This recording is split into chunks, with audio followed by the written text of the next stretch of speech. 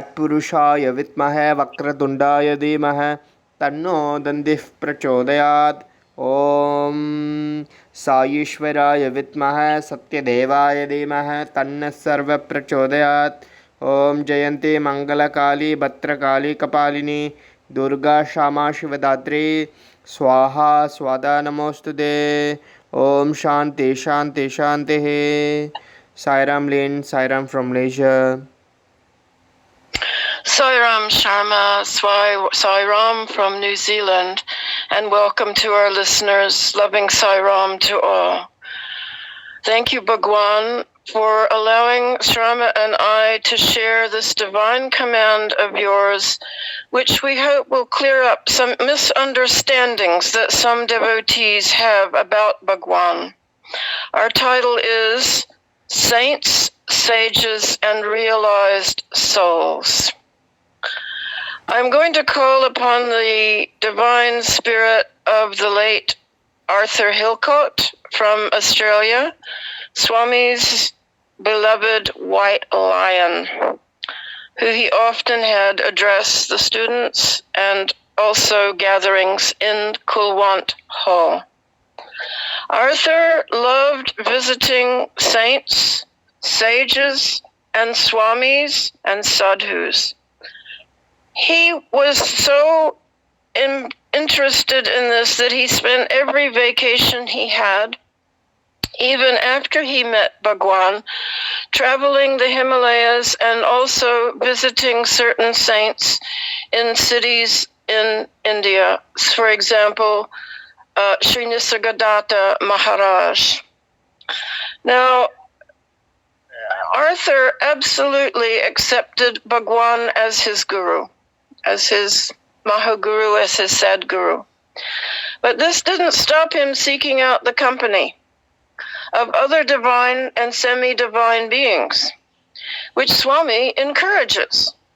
Now, you might say, oh no, I only follow Bhagwan. I don't need to visit anyone else. It doesn't mean that you are betraying Bhagwan or going against his wishes by visiting a saint or a scholar or someone who has got a degree of self-realization. No. I would like to point this out because I have mentioned several divine beings who are on earth at the moment, who are readily accessible to visit, and devotees said, oh, no, I don't need to go see them. I only need Swami. Well and good. But let's have a look at what Swami has to say about that, because it is not me who is telling this, it is Swami. And Swami says, it is the destiny of man to journey from humanness to divinity, as he has already journeyed from animalness. In this pilgrimage, he is bound to encounter various obstacles and trials. In order to smooth his path and help him overcome these troubles, sages, seers, realized souls, divine personalities, and incarnations of God appear among men and illumine the path. They move among the afflicted, the seekers who have lost their way or strayed into the desert, and they lead them into confidence and courage. Certain personalities are born and live out their days for this very purpose. They assume a birth for a cause. Such guides, exemplars, and leaders appear among all people and in all lands. They inspire faith in higher ideals and teach as if their voice is the voice of God, counseling from the heart. And they teach that multiplicity is a delusion and that unity is the reality. Arthur was very happy to visit many saints and sages.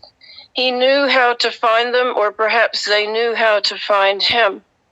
But I can tell you that even Mata Betty, even though she was absolutely devoted to our Bhagwan, and indeed he had named her one of his ministers, his minister for Malaysia, Fiji, Singapore, and New Zealand. She too sought out the company of the wise.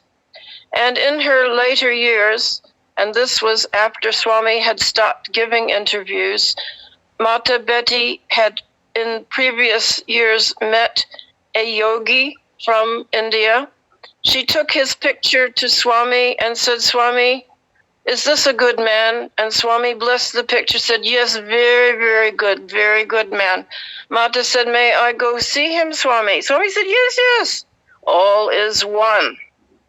Now, of course, we know that there are many imposters, and so we must also pray to Swami to lead us to the truly spiritual beings who are everywhere in every country. Swami said so.